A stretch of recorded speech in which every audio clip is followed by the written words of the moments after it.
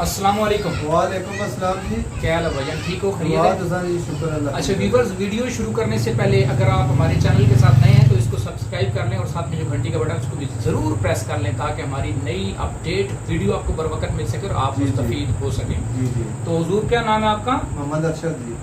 अरशद साहब, माशाल्लाह आप आमिर हेल्थ केयर सेंटर पे रावलपिंडी में तशरीफ लाए, तो जी जी।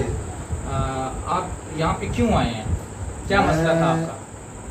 ਤੁਸੀਂ अमर- बेशक पंजाबी च गल करो। मैं अपनी बीवी के कहने का आया जी। अच्छा उन्होंने तकलीफ सी मोरिया ने ठीक है।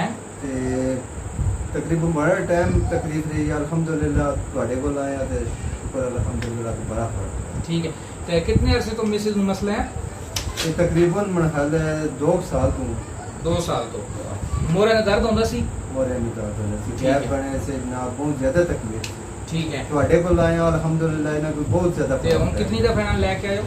ਤੇ ਤੀਸਰੀ ਚੌਥੀ ਦਫਾ ਲਿਆ। ਚੌਥੀ ਦਫਾ ਲੈ ਕੇ ਆਇਓ।